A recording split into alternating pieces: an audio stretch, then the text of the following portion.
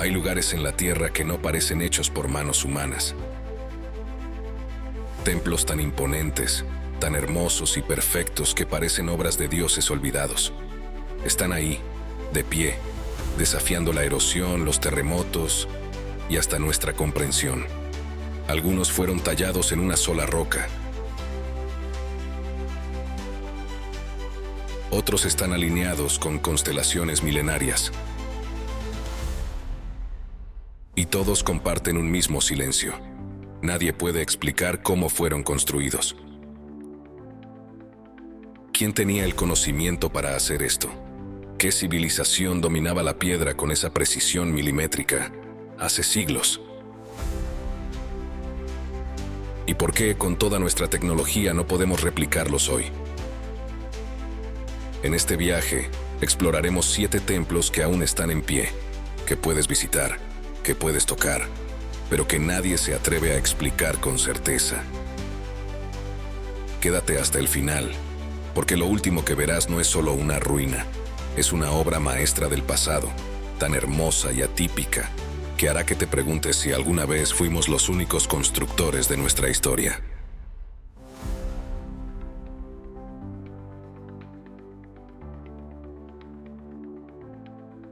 En la vasta serenidad del desierto tebano, entre formaciones rocosas que parecen esculpidas por el viento del tiempo, se alza un templo que no busca imponerse con altura ni grandiosidad desbordada, sino con equilibrio, simetría pura, silencio sagrado. Es el templo de Hatshepsut, y aunque no es el más colosal ni el más ornamentado, posee una armonía visual que lo convierte en uno de los espacios más hipnóticos del antiguo Egipto. Construido hace más de 3.400 años, este templo funerario fue erigido para honrar a una figura singular en la historia egipcia, la faraona Hatshepsut, una mujer que desafió el orden establecido y gobernó como faraón en un mundo de hombres. Pero más allá del personaje histórico, lo que permanece ante nuestros ojos es su legado pétreo, incrustado en el corazón de Deir el-Bahari, como si hubiera nacido de la roca misma. El templo no se impone desde lejos. No hay una cúpula que se eleve. No hay pirámides que lo escolten. Más bien se revela poco a poco, a medida que uno se acerca. Sus 3 terrazas escalonadas parecen prolongaciones naturales del acantilado que lo custodia. La montaña de fondo no es un telón, es parte integral del diseño. Y eso es lo que lo hace especial. No fue construido contra la naturaleza, sino con ella. Cada nivel del templo está conectado por rampas amplias, rodeadas de columnas rectas, sobrias, que parecen marcar un ritmo casi meditativo para quien lo recorre. No hay estridencia en su decoración, hay orden, geometría, una sensación de equilibrio que induce al recogimiento. El contraste es notable, el entorno es árido, terroso, abrasado por el sol, y sin embargo el templo irradia frescura. Sus muros de piedra caliza clara reflejan la luz como si el lugar respirara. Nada está ahí por azar. La orientación, los pasillos, los relieves, todo responde a un plan cargado de simbolismo y propósito espiritual. Los relieves tallados en sus paredes narran una historia distinta. No glorifican batallas ni conquistas. Hablan de un viaje, el mítico viaje a la tierra de Punt, una región misteriosa que algunos han ubicado en el Cuerno de África, donde Hatshepsut envió expediciones en busca de incienso, mirra y exóticos tesoros naturales. Aquella misión diplomática y comercial fue plasmada con minucioso detalle en los muros del templo, revelando no solo un mundo más allá de Egipto, sino también una forma distinta de ejercer el poder, a través del comercio, la cultura y el simbolismo. Este lugar no solo fue un santuario para los rituales funerarios de la reina, también fue un manifiesto arquitectónico de lo que el antiguo Egipto podía lograr sin recurrir al coloso o al espectáculo. Y por eso, verlo en persona no produce un impacto inmediato, sino un asombro pausado, casi silencioso. Al estar frente a él, uno tiene la sensación de haber llegado a un umbral, como si esa fachada geométrica fuera la entrada a otra dimensión del tiempo. Y quizás por eso ha resistido siglos de saqueos, terremotos y olvidos, porque su fuerza no está en su tamaño, sino en su mensaje. Con los años, Muchas partes del templo fueron destruidas o cubiertas por escombros, incluso reutilizadas como monasterio durante la época cristiana. Pero su forma esencial sigue allí. Las restauraciones modernas han revelado fragmentos de color original en sus columnas y techos, recordándonos que el Egipto antiguo no era de piedra desnuda, sino de tonos vivos, intensos, cuidadosamente aplicados. El templo de Hatshepsut no grita, susurra, y quizás por eso, entre las maravillas visuales de este video, es el más sobrio, pero también uno de los más contemplativos. Es una invitación a mirar sin prisa, a detenerse, a escuchar lo que la piedra puede decir cuando no intenta impresionar, sino simplemente permanecer. Y de las áridas tierras egipcias viajamos a las llanuras del sur de Irán, entre colinas secas y un cielo que parece detenido en el tiempo, se alzan las ruinas de un sueño imperial. No son restos comunes, son fragmentos de un mundo que alguna vez quiso representar el orden del universo en piedra. Ese mundo fue el de los persas aqueménidas, y su corazón fue Persépolis. Hoy, quien llega a este lugar lo hace en silencio. No hay muros enteros, ni techos que protejan del sol. Pero lo que sobrevive, columnas ciclópeas, escaleras esculpidas con una precisión sobrenatural, relieves que aún susurran historias de reyes y pueblos, transmite una grandeza que va más allá de lo físico. Persépolis no es solo arquitectura, es una declaración. Su construcción se inició hacia el año 518 a.C., bajo el mandato de Darío I. No era simplemente un palacio real, era una capital ceremonial, pensada para mostrar el poder, la organización y la diversidad del vasto imperio persa, que se extendía desde la India hasta Egipto. Aquí, una vez al año, durante el festival de Nowruz, los representantes de cada región acudían con ofrendas, y esas visitas quedaron inmortalizadas en los bajorrelieves del complejo. Caminar por las ruinas de Persépolis es recorrer un museo sin techo. Los muros perdidos ya no ocultan nada, pero las imágenes que tallaron sus artesanos todavía se sostienen, detalladas, delicadas, eternas. Hombres con turbantes, con arcos, con coronas o con cestas de frutos exóticos. Todos diferentes, todos parte de un mismo imperio. La entrada principal del complejo era la imponente Puerta de las Naciones, flanqueada por 2 toros alados con cabeza humana. Criaturas mitológicas de 5 metros de altura que vigilaban a los visitantes como si aún conservaran su alma. Más adelante, la escalera de la Padana conduce a una terraza gigantesca, donde se erguían los salones del trono. Ahí, columnas que alcanzaban los 20 metros de altura sostenían techos que ya no existen, pero que en su tiempo debieron proyectar sombras majestuosas sobre las ceremonias reales. Lo que impresiona de Persépolis no es la escala física de sus estructuras, aunque es monumental, sino el nivel de detalle, la geometría perfecta, el uso casi coreográfico del espacio. Todo está diseñado para guiar la mirada, para inspirar respeto, para dejar claro que este lugar no pertenecía a un solo hombre, sino a una civilización con conciencia de su poder y su lugar en la historia. Pero también es un sitio que nos habla de la fragilidad del poder, porque aunque Persépolis parecía invulnerable, en el año 330 a.C., Alejandro Magno la conquistó y la quemó. La leyenda dice que lo hizo como venganza por la destrucción de Atenas por parte de Jerjes, pero otros sugieren que fue una borrachera o un acto impulsivo de ira. Lo cierto es que el fuego no destruyó todo. Las bases permanecieron, y con ellas, una lección silenciosa. Incluso el esplendor más sublime puede caer en una sola noche. Hoy el viento del desierto recorre sus escalinatas. Las columnas rotas parecen vigías inmóviles, y los grabados, aunque erosionados por siglos de arena y sol, siguen contando su historia. No hay colores, no hay techos dorados, pero hay memoria. Persépolis no es visualmente impactante en el sentido moderno. No deslumbra por brillo, ni por exceso. Es más bien como un eco de mármol y piedra. Un eco que llega desde un tiempo en que la arquitectura era más que construcción. Era ideología, era diplomacia, era arte. Y por eso está aquí, en este recorrido. Porque aunque ha sido vencida por el tiempo, Persépolis sigue de pie. no como un palacio, sino como un testimonio tallado por manos que creían que el orden del mundo podía representarse en piedra. Y así, entre las columnas caídas de Persépolis, el tiempo nos recuerda que incluso los imperios más vastos pueden desvanecerse en polvo. Pero no toda grandeza se alza en medio del desierto. A veces, la majestuosidad florece entre selvas húmedas y volcanes dormidos, donde las torres de piedra parecen crecer como árboles. Nuestro viaje ahora nos lleva al corazón de Indonesia, donde el hinduismo esculpió una joya vertical, silenciosa, detallada y profundamente sagrada. En la isla de Java, donde la niebla matinal se mezcla con el aroma del incienso y el canto de los pájaros se filtra entre árboles altos y silenciosos, se alza una estructura que parece surgida de un sueño tallado en piedra. Es Prambanan, un complejo de templos hinduistas que no grita su grandeza, sino que la murmura desde sus múltiples agujas pétreas que se elevan hacia el cielo como plegarias eternas.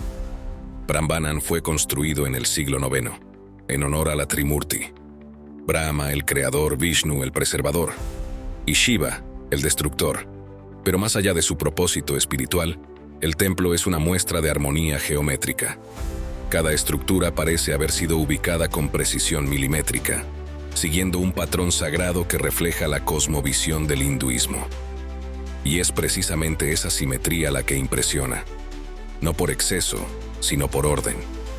Desde lejos, las torres principales se asemejan a un bosque de agujas de piedra. El templo central, dedicado a Shiva, alcanza los 47 metros de altura y domina el conjunto con una presencia que impone respeto, sin violencia. A sus lados, los santuarios menores se alinean con exactitud casi matemática, y al rodearlos, uno siente que está dentro de una arquitectura pensada para el alma, no solo para los ojos. Lo que diferencia a Prambanan de otros templos más imponentes no es su tamaño, sino su detalle. Cada muro, cada rincón, está cubierto de relieves que narran las antiguas epopeyas del Ramayana y el Mahabharata, escenas de batallas míticas, de dioses con múltiples brazos, de demonios y héroes que aún parecen vivos entre las sombras del atardecer. El tallado no es profundo, pero sí delicado. Los personajes parecen flotar entre líneas suaves, como si la piedra hubiera sido acariciada, no golpeada. Y en ciertos momentos del día, cuando el sol se inclina, las figuras cobran volumen, se proyectan sobre las paredes y generan una ilusión de movimiento, como si el templo estuviera contando su historia en voz baja, solo para quienes saben observar. A diferencia de Borobudur, su vecino budista más conocido, Prambanan no es circular ni ascendente. Su forma es vertical, ascética, como un puente entre la tierra y el cielo. Los fieles no lo rodean en espiral, sino que lo enfrentan, lo contemplan, y al hacerlo se sienten pequeños, pero no insignificantes. Este complejo ha sufrido los embates del tiempo y la tierra. Varias estructuras colapsaron durante terremotos a lo largo de los siglos, y sin embargo, la restauración paciente de generaciones de arqueólogos ha devuelto al lugar buena parte de su dignidad original. Hoy, muchas de sus torres se han reconstruido con las piedras originales, numeradas una por una como si fueran las piezas de un rompecabezas sagrado. El resultado no es perfecto. Hay fragmentos faltantes, y algunas figuras se ven erosionadas, pero esa imperfección añade una capa de autenticidad, una belleza que no proviene de la conservación impecable, sino de la resistencia. Al recorrer Prambanan, uno puede notar que no hay un solo punto de vista privilegiado. Cada ángulo ofrece una escena diferente, una nueva torre que se oculta tras otra, una silueta que emerge entre las palmas, un relieve que no habías notado antes. Es un templo que no se revela de golpe, sino por capas, y eso lo hace inolvidable. Cuando cae la tarde y el cielo se vuelve dorado, el conjunto entero parece elevarse. La piedra adquiere tonos cálidos, y el silencio se espesa. En ese instante, Prambanan deja de ser una ruina o una reliquia, se convierte en un umbral, un lugar donde las historias antiguas aún respiran, donde los dioses, quizás, nunca se han ido del todo. Prambanan es un templo que se alza hacia el cielo, como si sus torres fueran oraciones esculpidas en piedra. Pero no todos los templos fueron construidos hacia arriba. Algunos, por el contrario, se ocultaron. Se hundieron en la tierra como un secreto sagrado, esperando ser descubierto desde lo alto. Así llegamos a las tierras altas de Etiopía, donde la fe se talló en el corazón de la roca, donde el silencio de la piedra es en realidad un grito de devoción eterna. En el altiplano etíope, donde el viento acaricia los montes y el polvo rojo cubre los caminos antiguos, existe un lugar que no parece hecho por manos humanas. Un conjunto de templos cristianos excavados directamente en la roca volcánica, no construidos, sino esculpidos, tallados de arriba hacia abajo, como si los artesanos hubieran recibido los planos desde el cielo. Este lugar sagrado lleva el nombre de su creador, el rey Lalibela, un monarca cristiano del siglo XII que, según la tradición, quiso crear una nueva Jerusalén africana, luego de que la original cayera en manos de los musulmanes. Su visión no era solo política o religiosa, era casi mística. Lo que hoy llamamos los templos de Lalibela no es un solo edificio, sino un complejo de 11 iglesias subterráneas, conectadas por túneles, pasadizos y galerías secretas. Desde la superficie, apenas se percibe su existencia, pero al acercarse, uno descubre que la tierra ha sido esculpida, vaciada, transformada, y lo que emerge de ese vacío es sobrecogedor. La iglesia más emblemática es la de San Jorge, o Bete Giorgis. Vista desde el aire tiene forma de cruz griega perfecta, encajada dentro de una trinchera tallada a mano. No hay adiciones, no hay bloques ensamblados, es una sola pieza. Un monolito colosal que fue separado del suelo que lo rodea y luego cincelado por dentro y por fuera, como si la piedra hubiera obedecido una voluntad superior. Los otros templos tienen formas diversas. Algunos están dispuestos en grupo, como un pequeño pueblo subterráneo. Otros parecen cuevas refinadas con arcos, columnas y altares, pero todos comparten una cualidad, el asombro silencioso que provocan, porque al ingresar en ellos, se tiene la sensación de estar dentro de una herida viva de la tierra, una herida sagrada. A diferencia de las catedrales europeas o los templos asiáticos, Lalibela no se impone visualmente desde la distancia, no brilla, no se alza, solo se revela al que se acerca con atención, al que se atreve a mirar hacia abajo y a descender. Y en ese descenso ocurre algo. La luz cambia, el sonido se amortigua, y la atmósfera se vuelve densa, casi espiritual. Las paredes interiores conservan frescos tenues, cruces talladas, símbolos cristianos coptos que hablan de una fe profundamente arraigada. Aquí no hay ostentación, hay intimidad. Todo parece dispuesto para la oración, para la meditación, para el recogimiento. La leyenda local dice que los templos fueron construidos con la ayuda de ángeles, que trabajaban por las noches mientras los obreros descansaban. Y aunque los arqueólogos atribuyen su creación a una planificación ingeniosa y a una dedicación humana extraordinaria, es fácil comprender por qué el mito persiste, porque el lugar no se siente terrenal. Hoy en día los templos siguen activos, los monjes aún los habitan, las ceremonias se celebran entre cánticos antiguos, incienso y oraciones susurradas. La vida espiritual no ha cesado en Lalibela, y eso añade una capa más al asombro.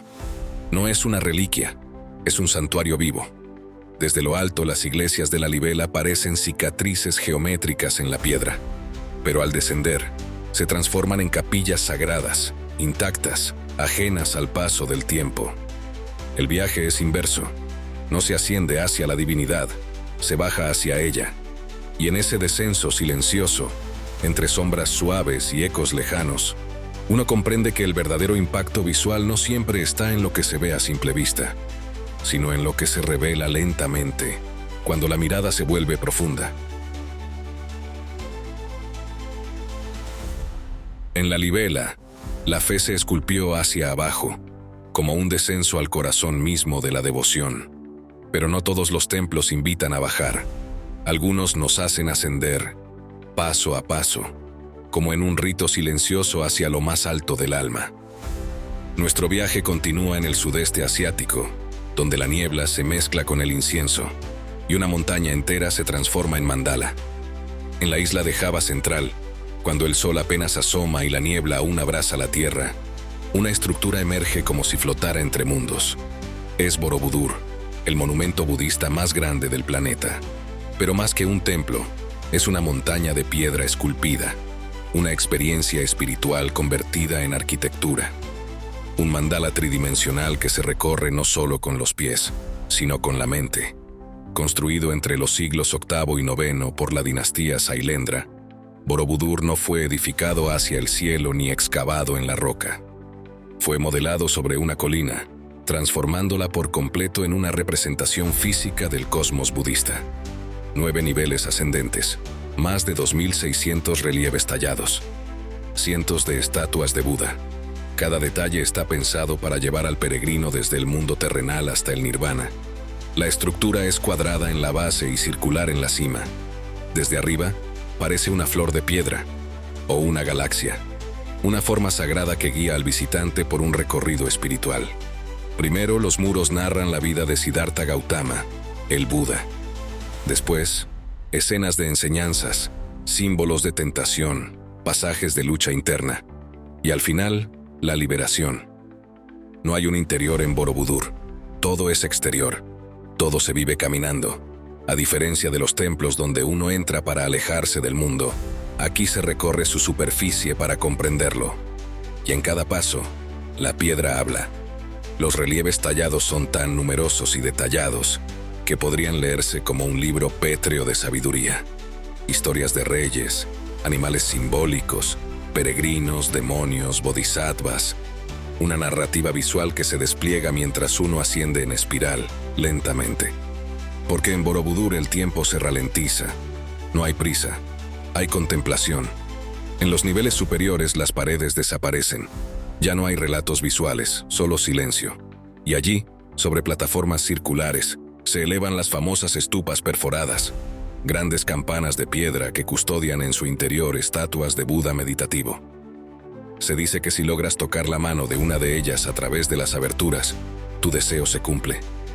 Pero lo cierto es que al llegar ahí, uno ya no desea nada, solo observa, respira y comprende. Borobudur no impresiona por su altura, apenas supera los 30 metros, pero su verdadera dimensión está en la experiencia que provoca. Desde la base hasta la cima, el templo se convierte en una meditación física, una peregrinación hacia la claridad. Y cuando se alcanza la última plataforma, no hay decoración, solo el vacío, el símbolo del nirvana. Durante siglos, Borobudur fue abandonado, cubierto por ceniza volcánica, luego por vegetación. Quedó oculto como si la selva hubiera querido protegerlo del olvido. Fue redescubierto en el siglo XIX, restaurado piedra por piedra y declarado Patrimonio de la Humanidad por la UNESCO. Hoy, a pesar del turismo, aún guarda su silencio original, especialmente al amanecer, cuando la niebla lo envuelve y las formas parecen flotar. En esos momentos, Borobudur deja de ser un lugar. Se convierte en estado, en un templo que no adora dioses, sino el despertar. La vista desde la cima no está llena de tesoros ni de relieves dorados. Está llena de niebla, de árboles, de montaña. Y eso es suficiente, porque en esa cima uno no encuentra respuestas, encuentra paz. Pero el viaje no termina en la cima de un mandala. A veces, la espiritualidad se entrelaza con la selva y da lugar a templos que parecen surgir de un sueño antiguo. Nuestro próximo destino está oculto entre raíces gigantes y lagos tranquilos, donde la arquitectura se funde con la naturaleza y el tiempo se diluye en reflejos de agua. Nos dirigimos a Camboya, al corazón de Angkor Wat. Cuando uno llega a Angkor Wat al amanecer, lo primero que se escucha es el sonido del agua. El reflejo del templo en el estanque frontal es casi perfecto, como si el monumento flotara entre dos mundos, el físico y el espiritual. Y es que Angkor Wat no se visita, se contempla. Ubicado en el norte de Camboya, este es el complejo religioso más grande jamás construido por el ser humano. Más de 160 hectáreas de templos, muros, galerías, torres y relieves. Pero Angkor Wat no es solo grande, es cinematográfico. Un escenario natural y arquitectónico que, incluso después de siglos, sigue dejando sin palabras a quien lo ve por primera vez.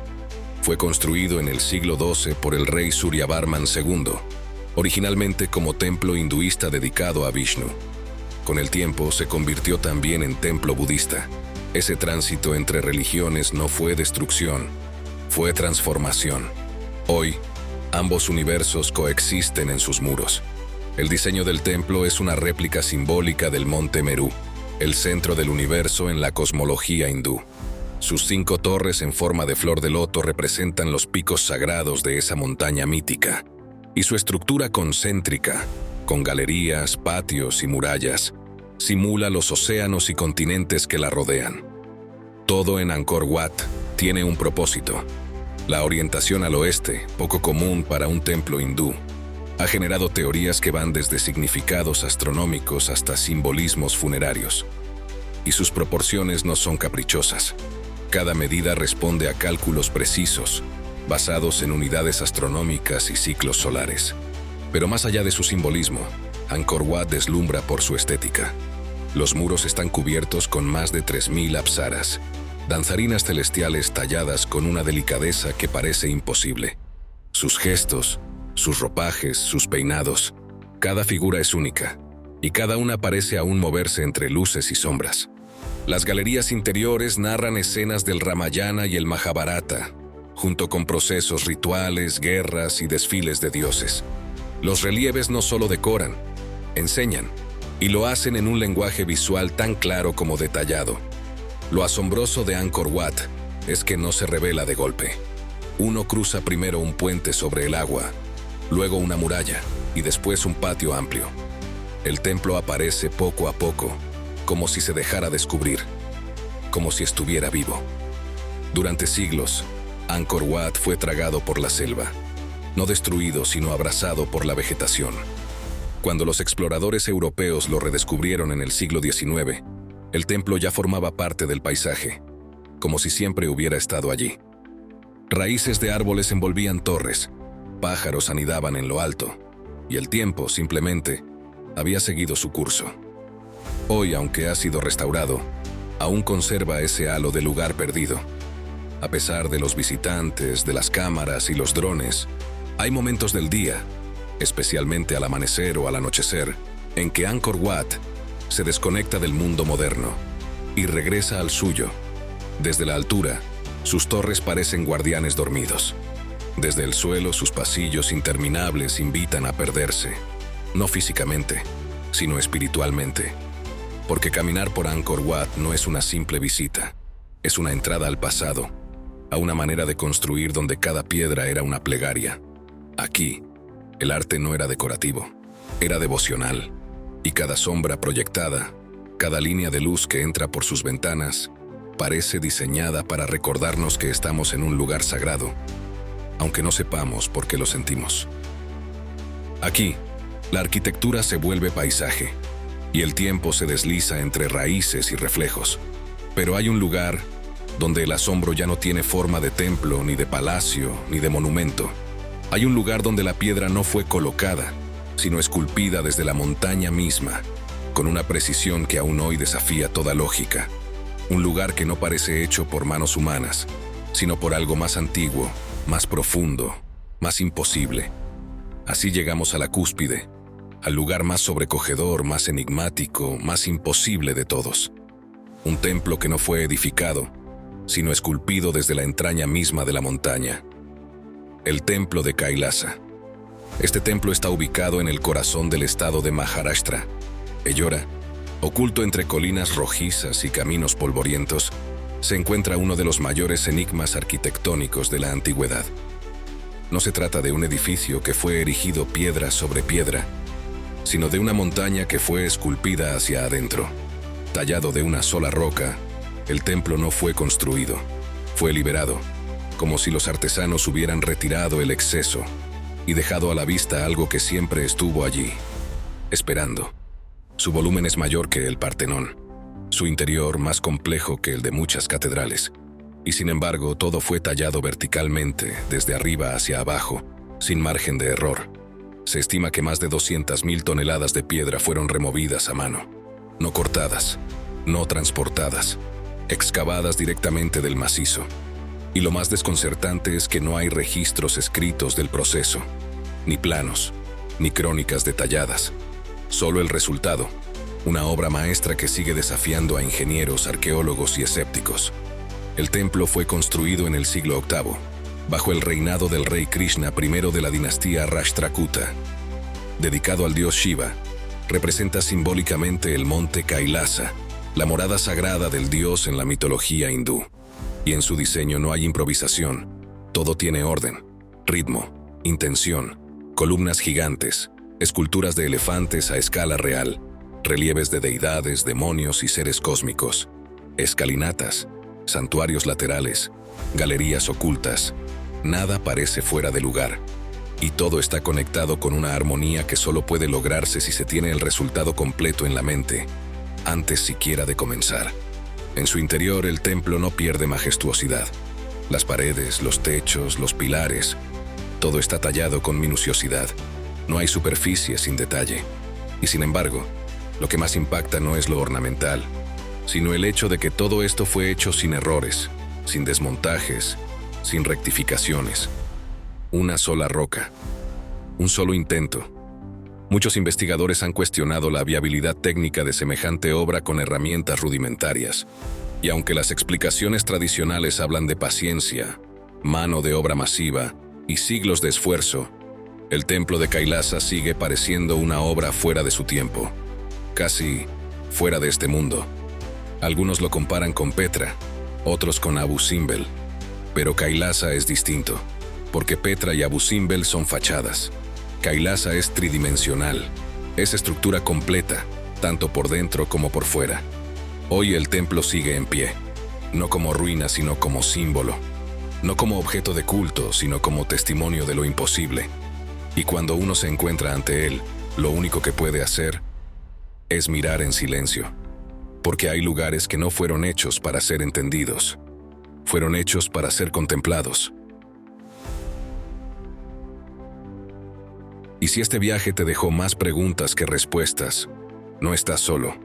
En este canal exploramos esas huellas del pasado que no encajan, esos lugares que no deberían existir, y esas obras que parecen susurrar desde otras eras.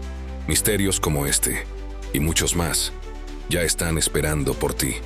Búscalos, reprodúcelos, y sigue recorriendo con nosotros los caminos donde la historia y el enigma se funden en piedra.